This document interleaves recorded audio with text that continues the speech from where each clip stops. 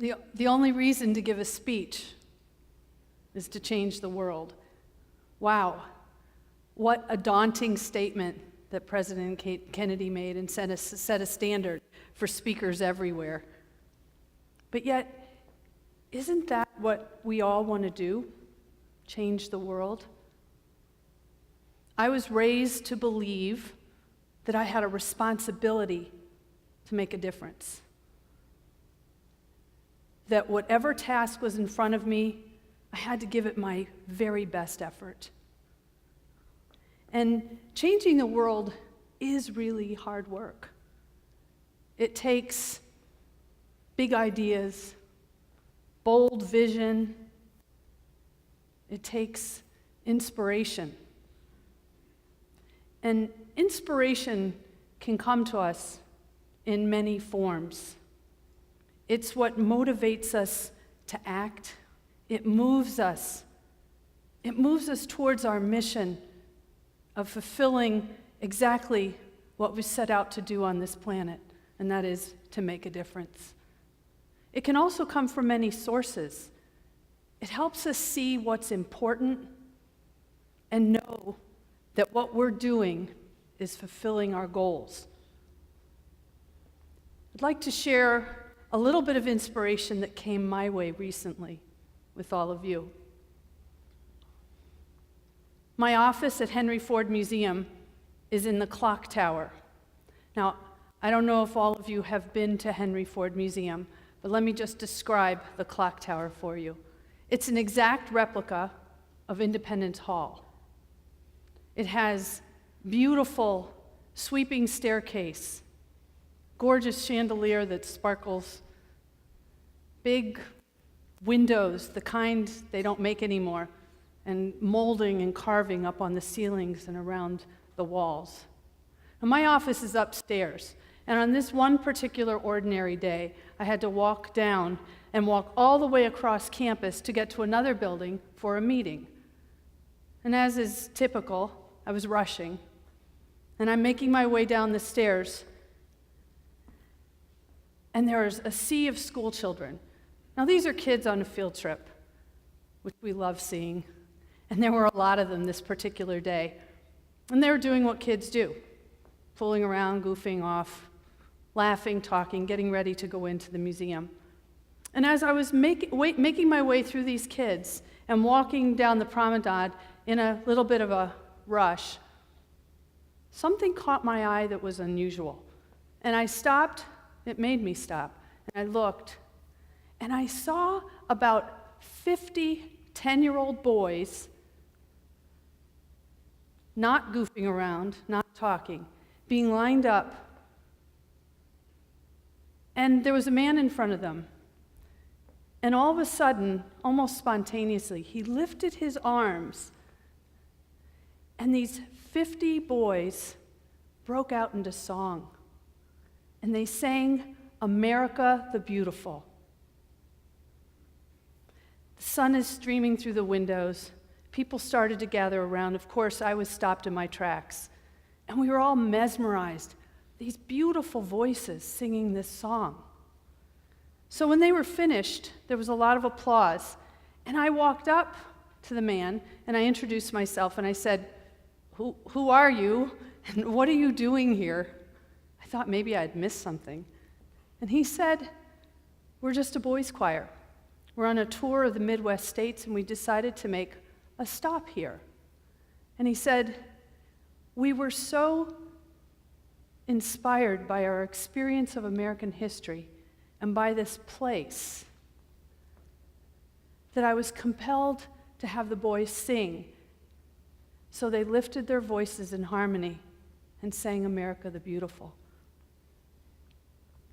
Well, that was confirmation for me that the work we do in American history to inspire people of these stories of the past to make a better future is relevant, important, and valued.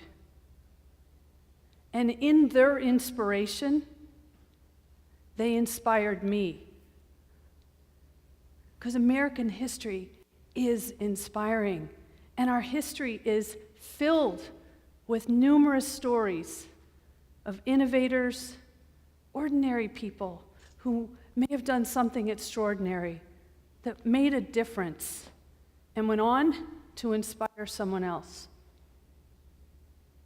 Now, you might think that the head of a history museum would be a trained historian. I'm not. I was an art major. I have business background. So when I came to the Henry Ford about 11 years ago, I had to immerse myself in these stories and learn them firsthand. And I have to tell you, they are incredible stories and numerous stories of innovators who faced all kinds of odds, who were inspired by someone, did something great, and went on to inspire someone else. If I have seen further, it's only by standing on the shoulders of giants. I'm going to tell you a very personal story. When I was growing up, music was a huge part of my life, especially classical music. It was played in our family all the time in our household. And my father would go on business trips to New York, the big city, and he would bring back for me an album, a different one each time.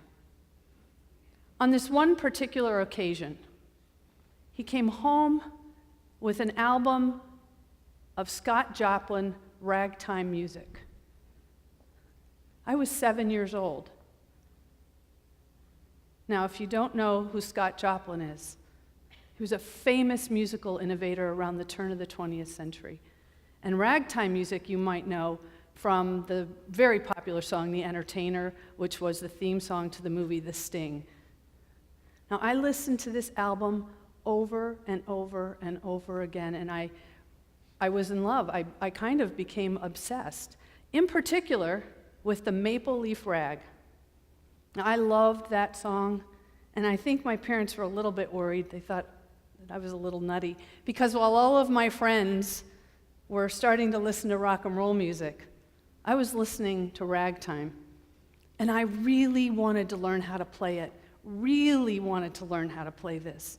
So I, between the age of 7 and 12, went through 5 piano teachers till I found one who would let me play the Maple Leaf Rag.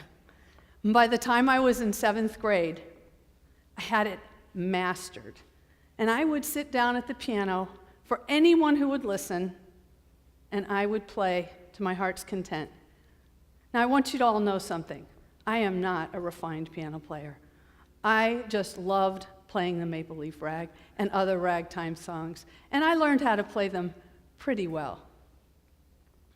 They were my passion, and they were what inspired me.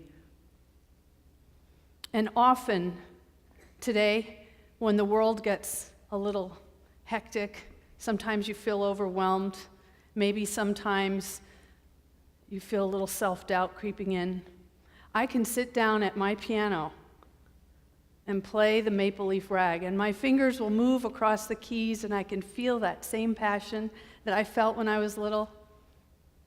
And that 12-year-old me can remind the adult me that I can do whatever I put my mind to.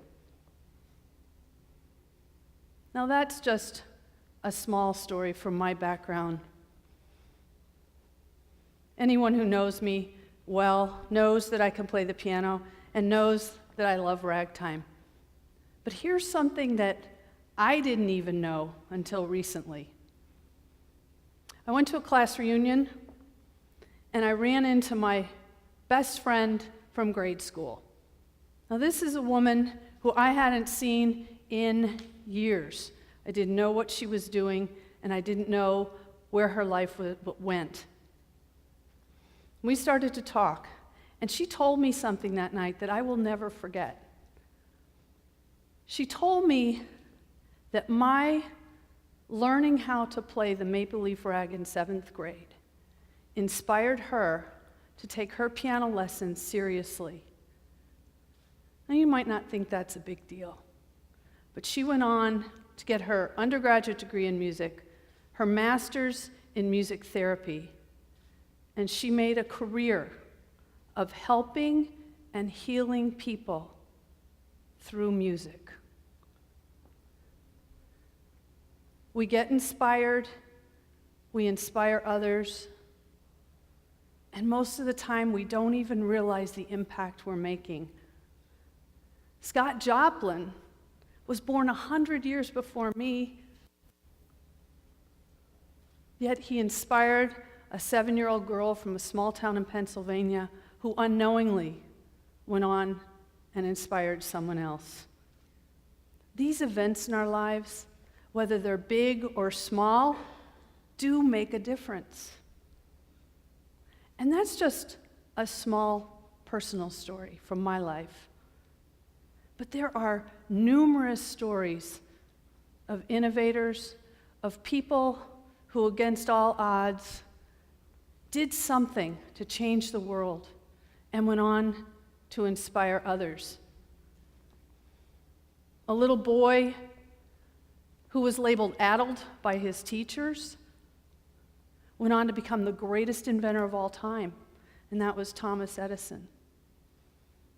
He went on to inspire a farmer's son who despised farm work but had a passion for tinkering. He wanted to put the world on wheels, and that's Henry Ford. And there are countless others who stood on the shoulders of Edison and Ford, one being a Harvard dropout who had a big dream to put a personal computer in everyone's home, and that was Bill Gates. Learning from the past, doing something to make a difference, inspiring a future. I want to tell you one more story. Abraham Lincoln, our 16th president, one of the greatest presidents in the history of our country. Before he became president, he was plagued by failure. So many, it's hard to even count. Political failure, personal failure, financial failure. He persevered and through it all became a young lawyer, struggling to find his way. Someone who eventually became a good friend of his took a risk on him and encouraged him and helped him to get his law practice off the ground. Well, the rest is history. We know that Abraham Lincoln went on to become our 16th president. And in his presidency, he wrote and signed one of the most important documents of our time, the Emancipation Proclamation. This was the first time our government began a process of abolishing slavery in our country. This document had a huge impact on the history of America and the world and on humanity. Now, for those of you who might not know this, the Emancipation Proclamation is housed at the National Archives in Washington, D.C. It's a very fragile document, and it can rarely even see the light of day. This document, when it is brought out, can only be seen for 36 hours at a time. We have a partnership with the National Archives, and this last summer, we had the opportunity to bring the Emancipation Proclamation to Henry Ford Museum and put it on display. This was a huge honor and a great privilege for us. It hadn't been back in Michigan since 1948. So we wanted to give as many people as we possibly could the opportunity to come and see this document. So we thought, we'll stay open for 36 hours around the clock. And then we thought, well, we want everybody to have the opportunity to see it. So let's waive admission. It will be free. Anyone who wants to come can come. Well, we weren't sure how many people would come. And the night that we opened the doors, it became pretty apparent. 21,000 people lined up to see this document, and they waited 8 hours for 2 minutes in front of the Emancipation Proclamation. One lady remarked, "People waited a lifetime for slavery to end. I can wait 8 hours."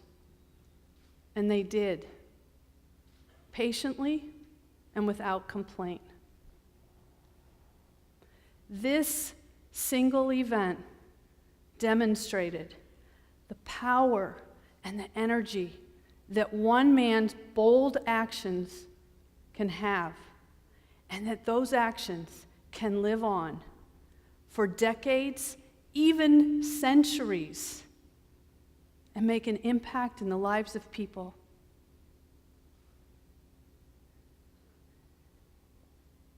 Who knew whether or not standing in that line of 21,000 people might have been the next Abraham Lincoln or Thomas Edison or Rosa Parks?